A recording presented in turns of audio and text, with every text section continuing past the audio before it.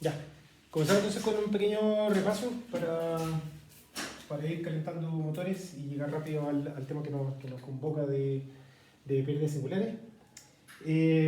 Supongamos que tenemos este problema. Tenemos un estanque, una tubería que sube, hay una válvula entre medio de la tubería y lo que nos gustaría conocer entonces es cuál es el caudal que está circulando en el sistema, dado las condiciones de borde y la geometría del problema. Cuando estamos hablando de condiciones de borde, ¿cuáles son las cosas que nosotros necesitamos conocer? Necesitamos conocer cuál es la cota del estanque, la cota a la cual está la superficie libre de agua acá en el estanque. Si que este estanque estuviera a presión, necesitaríamos conocer cuánto vale la presión del gas dentro del estanque, pero eso después otro día seguir. ¿Y qué otra cosa más? Necesitamos conocer cuánto vale la cota de salida. Y necesitamos conocer el coeficiente de pérdida singular, acá, asociado a la válvula. Necesitamos eventualmente, ese sería un coeficiente de pérdida singular de la válvula. Eventualmente nosotros vamos a tener un coeficiente de pérdida singular del codo, ¿ya? Ese cambio de dirección también está asociado a pérdidas de energía singulares en este punto de acá. Vamos a tener un coeficiente de pérdida singular a la entrada de la tubería. Y también vamos a tener todo lo que son las pérdidas friccionales que ocurren a lo largo de toda la tubería. Y para poder entender o cuantificar esas pérdidas singulares, nosotros necesitamos conocer el material de la tubería, que va a estar dado por la aspereza. Necesitamos conocer el diámetro de la tubería, que de partida también está relacionado con la altura de velocidad, y el largo. Entonces, juntando toda esta información, podemos llegar al resultado que la cota del estanque menos la cota de salida va a ser igual a la altura de velocidad que yo tengo acá a la salida, y puede ser 8q cuadrado dividido por pi cuadrado d a la cuarta g. Este término acá, 8q cuadrado pi cuadrado d a la cuarta g, eso es la altura de velocidad, b cuadrado dividido por 2g, si es que nosotros ocupamos supuesto una tubería circular que vale para tuberías, y expresamos no la velocidad sino que el caudal, ¿ya? Entonces vamos a tener, va a ser igual a 1, que sería la altura de velocidad de la salida, altura de velocidad a la salida, ¿ya? Vamos a tener, ¿qué otras cosas más son proporcionales a la altura de velocidad del flujo? Son las pérdidas friccionales, y las pérdidas friccionales son F por L dividido por D por B cuadrado dividido por 2G, así que el B cuadrado dividido por 2G lo tengo acá afuera, así que adentro del paréntesis me queda solamente FL dividido por D. Y el otro término de acá, que es importante, sería lo que son la sumatoria de los coeficientes de pérdida singular dentro de todo el sistema.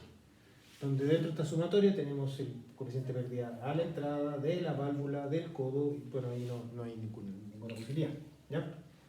Entonces, esta sería la ecuación 1.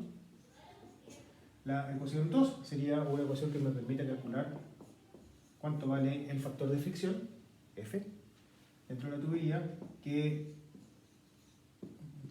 en función de la aspereza relativa, y para eso queda igual 1 dividido por la raíz de F es igual a menos 2 logaritmo en base 10 de epsilon dividido por 3,7D más 2,51 dividido por Reynolds raíz de F, ¿ya? Y este sería el sistema de ecuaciones que nosotros tenemos que ser capaces de resolver numéricamente. Todos estos problemas tienen sentido una vez que uno los resuelve numéricamente, y ahí aparecen una serie de problemas que les mencioné hoy día. Por ejemplo, lo que son las unidades, los diámetros de la tubería generalmente vienen en pulgadas, el largo, dependiendo de la longitud de la tubería, puede estar dado en metros, kilómetros también. Entonces de kilómetros yo tendría que pasar a metros, de pulgada tengo que pasar a metros. Los coeficientes de pérdida singular son adimensionales, así que eso no hay ningún problema. El caudal tengo que estar trabajando siempre en metros cúbicos por segundo, y las diferencias de cota también tienen que estar escritas en términos de metros, ¿ya?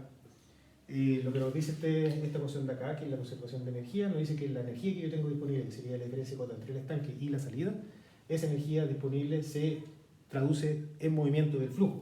Parte de ese movimiento del flujo, que sería este 1 acá, va a producir pérdidas por fricción y pérdidas de energía por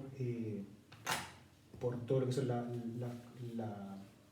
piezas que nosotros vamos a tener, válvula, codo, entrada, etc. ¿Ya? Entonces toda la energía que tengo disponible se ocupa en fricción, o sea, se gasta en fricción y pérdidas singulares. Y las pérdidas de energía son proporcionales a la altura de velocidad, de manera tal de que si yo tengo mucha energía disponible, independientemente de cuál sea el valor de estas cosas de acá, que son chayas, ¿ya? Son parámetros, son coeficientes, independientemente del valor que yo tengo acá, si yo tengo mucha energía, se va a traducir en un aumento de la altura de velocidad, ¿ya? Y por lo tanto va a pasar más caudal. Si bajo la energía disponible, bajo por ejemplo el nivel de agua en el estanque, voy a tener menos energía disponible y por lo tanto va a estar pasando menos caudal por el sistema. Entonces en este caso de acá, llegamos a un sistema de ecuaciones de dos ecuaciones, dos incógnitas, tenemos dos ecuaciones, que sería la ecuación 1, que es Bernoulli, es conservación de energía, y 2, donde la ecuación 2, en este caso de acá, es una ley de cierre. ¿Ya? Que es una ley de cierre que me permite calcular este factor de fricción, que es el que me dice cuánta energía yo voy a estar perdiendo por unidad de longitud de la tubería y por unidad de altura de velocidad, de energía cinética, en función de lo que esté pasando tanto con el flujo, el número de Reynolds, o con el material de la tubería que va a estar dado por el epsilon dividido por D. Esta ley de cierre puede ser esta, pero también puede ser otra, ¿ya? Pueden ocupar un valor de F dado, constante, pueden ocupar un valor de F de Chesí, pueden ocupar un valor de F de cualquier otro tipo de ley de cierre que se tenga, ¿ya? Así que esto de acá es más bien depende del problema en particular que se esté resolviendo. Esto de acá es el principio básico conservativo, ¿ya? La energía que yo tengo disponible se va a fricción y pérdida de energía celular. ¿Cómo se resuelve este sistema? Un sistema de dos ecuaciones, dos incógnitas, que son altamente no lineales, en particular esta cosa de acá. Entonces, bueno, tenemos las dos incógnitas. Las incógnitas son Q y F, ¿ya? Donde Q es la variable física,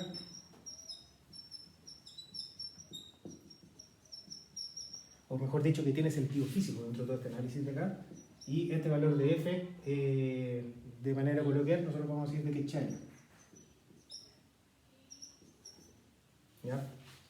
No porque sea poco relevante, sino que porque depende de esta ley de cierre que yo estoy ocupando, ¿ya? Yo puedo cambiar la ley de cierre y ya no voy a ocupar F, sino que puedo ocupar el factor de fricción o lo que sea, ¿ya? Así que es algo que depende, pero esto acá no va a cambiar. El caudal no es la ley de física. Entonces la idea, cuando se ven enfrentados a este tipo de problemas, lo que se tiene que hacer es resolver de manera iterativa. Yo ocupo una ecuación para despejar una de estas dos variables y ocupo el resultado, la segunda ecuación, y con eso despejo la otra variable. En este caso en particular, la variable que tiene sentido físico, digamos así, se despeja de la ecuación que está detrás de un principio conservativo, el principio de conservación de energía. Así que yo reservo la ecuación 1 para despejar el valor del caudal, dado que yo conozco tanto el coeficiente de pérdida singular, o los factores de fricción, el diámetro de la tubería, conozco todos los parámetros y por lo tanto despejo el caudal, ¿ya? Y después, una vez que yo tengo ese valor del caudal, lo ocupo dentro de esta otra ecuación de acá para calcular el número de Reynolds y a partir de algún solver o lo que sea, calculo entonces cuánto vale el factor de fricción que satisface esta ecuación de acá, dado que yo conozco el caudal, ¿ya? Este cálculo lo pueden hacer numéricamente o pueden ocupar el abaco de Moody. El abaco de Moody, ¿ya? ¿Cómo lo hacen? Es irrelevante, eso forma parte del cálculo y del estudio que ustedes tienen que tener. Entonces, cuando la idea, como les decía, yo calculo el caudal de aquí, con ese caudal calculo el F, con ese F calculo el caudal, con ese caudal calculo el F, y así lo estoy pasando un par de veces hasta que el resultado converja. ¿Qué significa que converge? Que la diferencia entre un paso y otro es pequeño. ¿Qué es lo que es pequeño? Se lo dejo a criterio a que ustedes lo definan según su criterio de futuro ingeniero o ingeniera, ¿ya?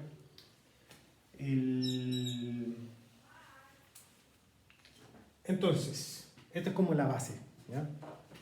Esta base ya trabajaron en el examen, en lo que sea.